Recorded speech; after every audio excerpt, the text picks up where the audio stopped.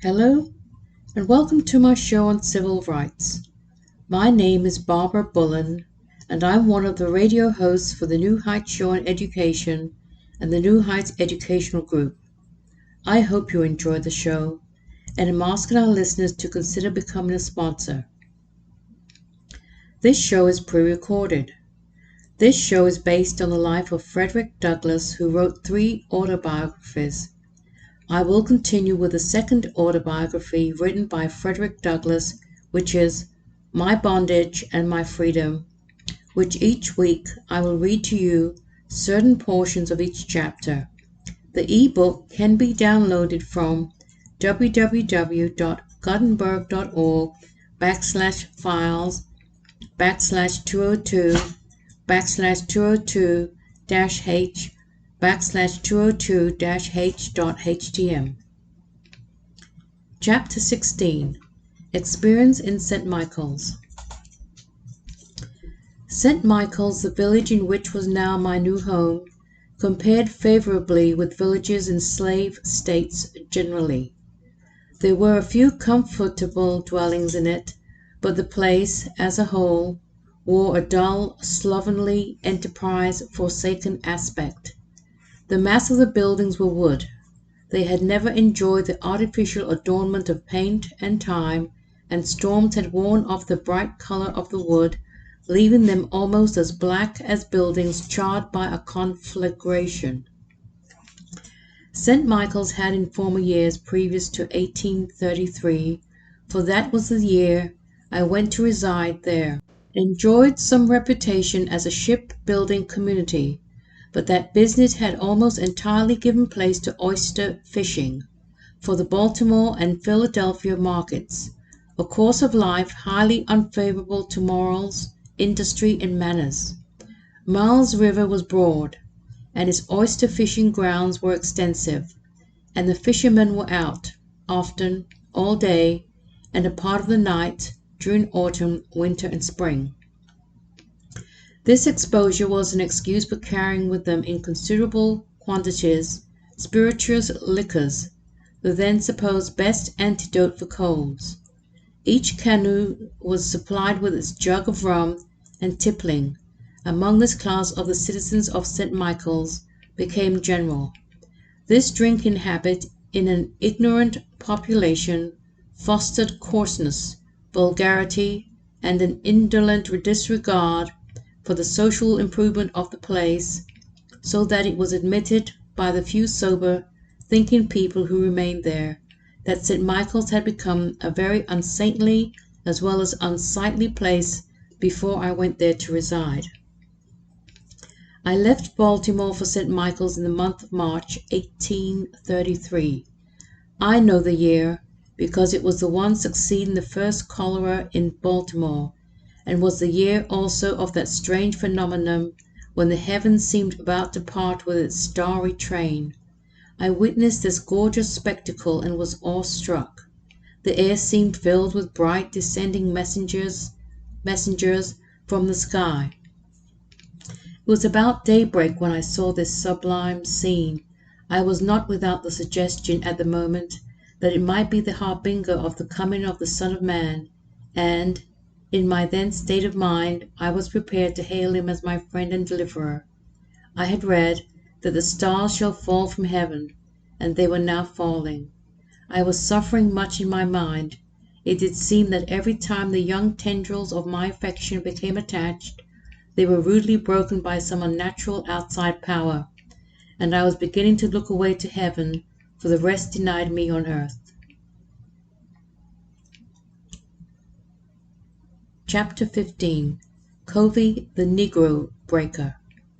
The morning of the 1st of January, 1834, with its chilling wind and pinching frost, quite in harmony with the winter in my own mind, found me, with my little bundle of clothing on the end of a stick, swung across my shoulder, on the main road, bending my way towards Covey's, whither I had been imperiously ordered by Master Thomas. The latter had been as good as his word, and had committed me, without reserve, to the mastery of Mr. Edward Covey. 8 or 10 years had now passed since I had been taken from my grandmother's cabin in Tuckahoe, and these years, for the most part, I had spent in Baltimore, where, as the reader has already seen, I was treated with comparative tenderness. I was now about to sound profounder depths in slave life. The rigors of a field less tolerable than the field of battle awaited me. My new master was notorious for his fierce and savage disposition, and my only consolation in going to live with him was the certainty of finding him precisely as represented by common fame. There was neither joy in my heart nor elasticity in my step, as I started in search of the tyrant's home.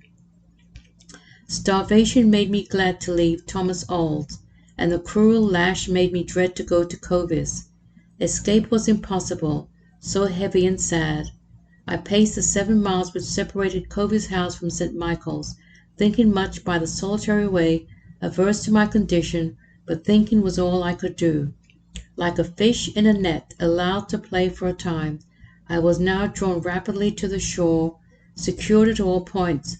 I am, thought I, but the sport of a power which makes no account either of my welfare or of my happiness.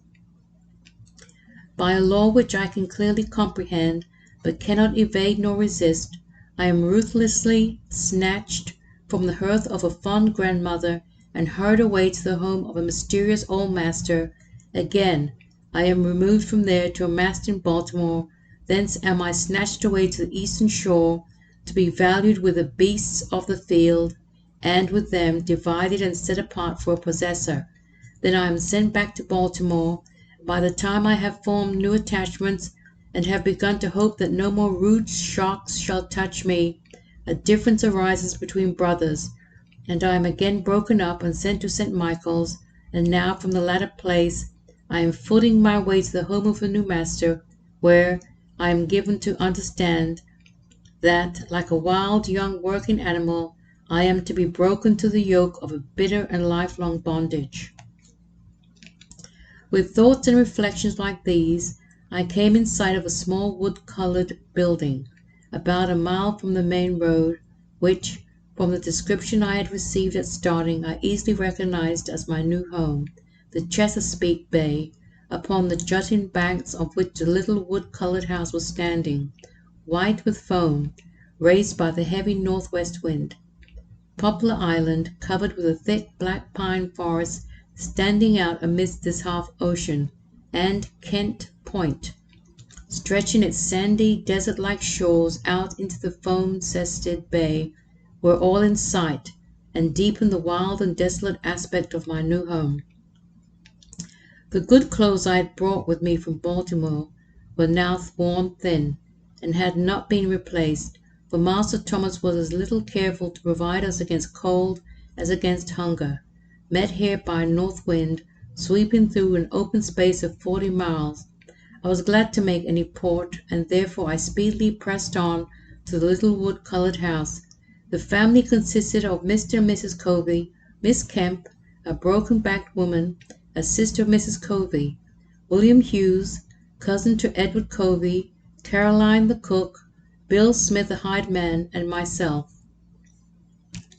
Bill Hughes, and myself were the working force of the farm, which consisted of 300 or 400 acres.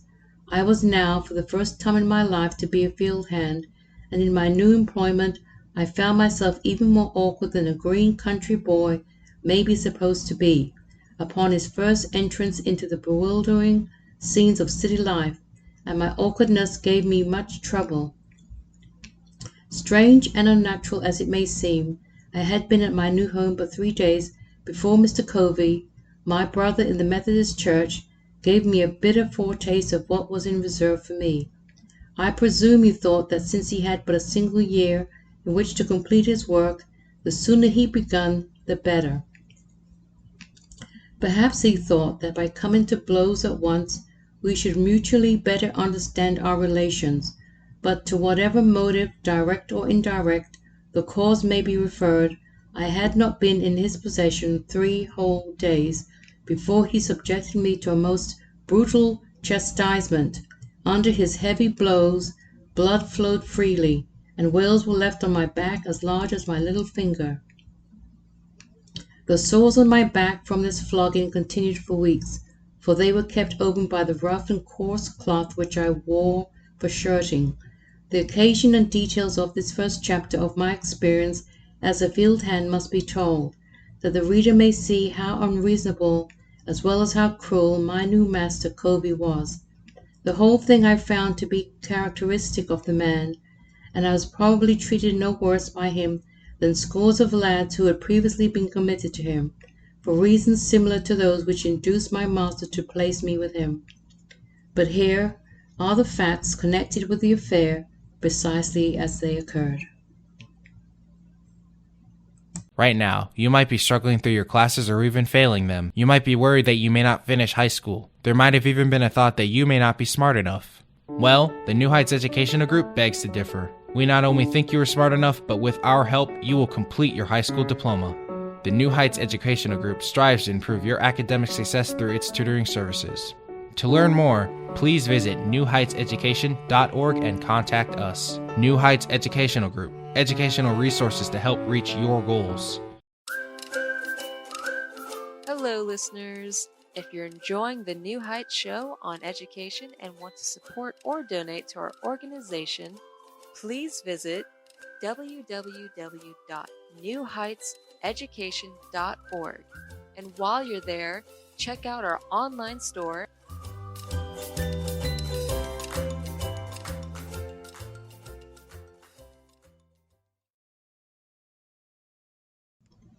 Welcome back to the New Heights Show on Education. My name is Barbara Bullen, and I'm the radio host for this show. This show is pre-recorded and focuses on the history of civil rights. A recap of the first segment of the show on Frederick Douglass will continue. On one of the coldest days of the whole month of January, 1834, I was ordered at daybreak to get a load of wood from a forest about 2 miles from the house. In order to perform this work, Mr. Covey gave me a pair of unbroken oxen, for it seems his breaking abilities had not been turned in this direction, and I may remark, in passing, that working animals in the South are seldom so well trained as in the North. In due form and with all proper ceremony, I was introduced to this huge yoke of unbroken oxen, and was carefully told which was Buck and which was Darby, which was the in-hand and which was the off-hand ox. The master of this important ceremony was no less a person than Mr. Covey himself, and the introduction was the first of the kind I had ever had. My life hitherto had led me away from horned cattle, and I had no knowledge of the art of managing them. What was meant by the in-ox as against the off-ox, when both were equally fastened to one cart and under one yoke, I could not very easily divine, and the difference implied by the names and the peculiar duties of each were alike Greek to me. Why was not the off-ox called the in-ox? Where and what is the reason for this distinction in names, when there is none in the things themselves? After initiating me into the woe, back, gee, hither, the entire spoken language between oxen and driver, Mr. Covey took a rope about 10 feet long and 1 inch thick, and placed one end of it around the horns of the in-hand ox, and gave the other end to me, telling me that if the oxen started to run away, as the scamp knew they would, I must hold onto the rope and stop them. I need not tell anyone who is acquainted with either the strength of the disposition of an untamed ox that this order was about as unreasonable as a command to shoulder a mad bull. I had never driven oxen before, and I was as awkward as a driver as it is possible to conceive. It did not answer for me to plead ignorance to Mr. Covey. There was something in his manner that quite forbade that. He was a man to whom a slave seldom felt any disposition to speak. Cold, distant, morose, with a face wearing all the marks of captious pride and malicious sternness, he repelled all advances. Covey was not a large man. He was only about 5 feet 10 inches in height, I should think, short-necked, round shoulders, of quick and wiry motion, of thin and wolfish visage, with a pair of small greenish-grey eyes, set well back under a forehead without dignity, and constantly in motion, and floating his passions rather than his thoughts, in sight, but denying them utterance in words. The creature presented an appearance altogether ferocious and sinister, disagreeable and forbidding in the extreme. When he spoke, it was from the corner of his mouth and in a sort of light growl, like a dog, when an attempt is made to take a bone from him. The fellow had already made me believe him even worse than he had been presented. With his directions, and without stopping to question, I started for the woods, quite anxious to perform my first exploit in driving in a creditable manner. The distance from the house to the woods gate, a full mile, I should think, was passed over with very little difficulty, for although the animals ran, I was fleet enough in the open field to keep pace with them, especially as they pulled me along at the end of the rope. But on reaching the woods, I was speedily thrown into a distressing plight. The animals took fright and started off ferociously into the woods, carrying the cart full tilt against trees, over stumps, and dashing from side to side in a manner altogether frightful. As I held the rope, I expected every moment to be crushed between the cart and the huge trees, among which they were so furiously dashing. After running thus for several minutes, my oxen were finally brought to a stand by a tree, against which they dashed themselves with great violence, upsetting the cart and entangling themselves among sundry young saplings. By the shock, the body of the cart was flung in one direction, and the wheels and tongue in another, and all in the greatest confusion. There I was, all alone, in a thick wood to which I was a stranger, my cart upset and shattered, my oxen entangled, wild and enraged, and I, poor soul, but a green hand, to set all this disorder right. I knew no more of oxen than the ox driver is supposed to know of wisdom. After standing a few moments surveying the damage and disorder, and not without a presentiment that this trouble would draw after it others even more distressing, I took one end of the cart body, and by an extra outlay of strength I lifted it towards the axle tree from which it had been violently flung, and after much pulling and straining, I succeeded in getting the body of the cart in its place. This was an important step out of the difficulty, and its performance increased my courage for the work which remained to be done. The cart was provided with an axe, a tool with which I had become pretty well acquainted in the shipyard at Baltimore. With this, I cut down the saplings by which my oxen were entangled, and again pursued my journey, with my heart in my mouth, lest the oxen should again take it into their senseless heads to cut up a caper. My fears were groundless. Their spree was over for the present, and the rascals now moved off as soberly as though their behavior had been natural and exemplary. On reaching the part of the forest where I had been the day before, chopping wood, I filled the cart with a heavy load as a security against another running away. But the neck of an oxen is equal in strength to iron. It defies all ordinary burdens when excited. Time and docile to a proverb, when well trained, the ox is the most sullen and intractable of animals when but half broken to the yoke. I now saw in my situation several points of similarity with that of the oxen. They were property, and so was I. They were to be broken, so was I. Kobe was to break me, I was to break them. Break and be broken, such is life. Chapter 16. Another pressure of the tyrant's vice. The foregoing chapter, with all its horrid incidents and shocking features, may be taken as a fair representation of the first 6 months of my life at Covey's. The reader has but to repeat, in his own mind, once a week, the scene in the woods where Covey subjected me to his merciless lash, to have a true idea of my bitter experience there during the first period of the breaking process through which Mr. Covey carried me. I have no heart to repeat each separate transaction in which I was victim of his violence and brutality. Such a narration would fill a volume much larger than the present one. I aim only to give the reader a truthful impression of my slave life without unnecessarily affecting him with harrowing details. As I have elsewhere intimated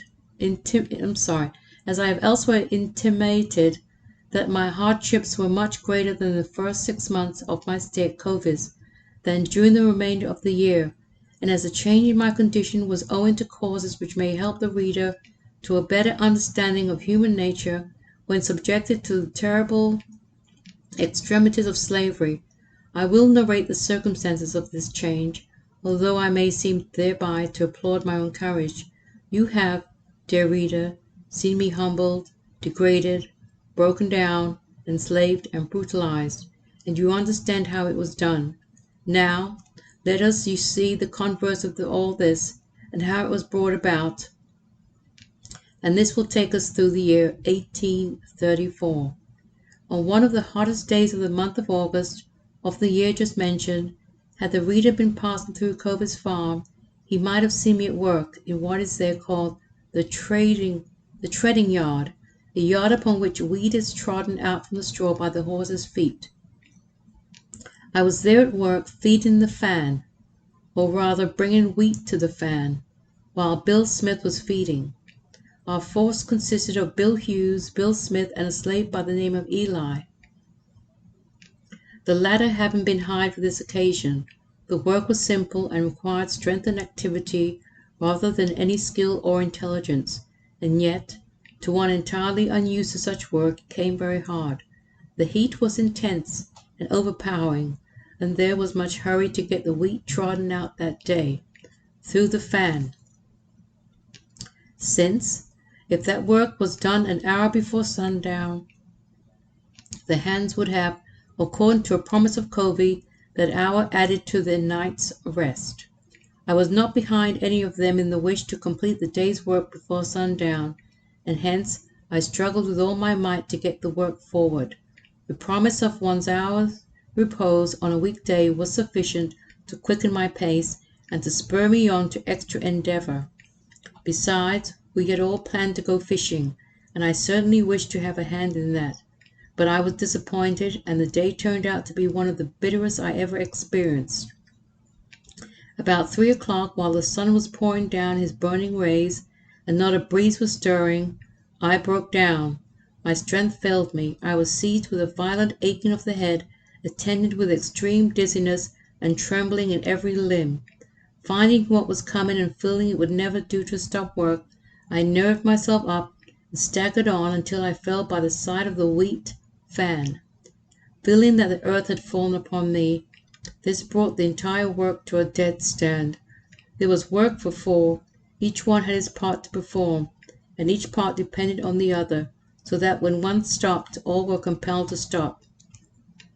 Covey, who had now become my dread, as well as my tormentor, was at the house, about 100 yards from where I was fanning, and instantly, upon hearing the fan stop, he came down to the treading yard to inquire into the cause of our stopping. Bill Smith told him I was sick, and that I was unable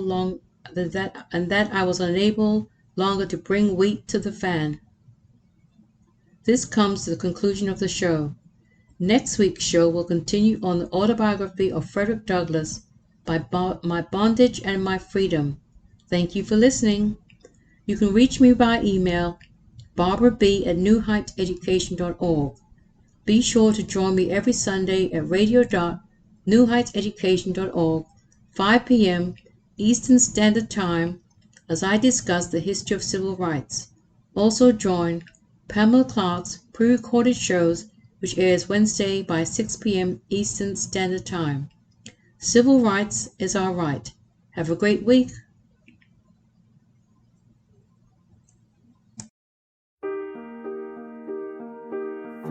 We hope you enjoyed today's show. Don't forget to rate us and follow us on your podcast player. Check out our show page, radio.newheightseducation.org, for monthly announcements and other happenings.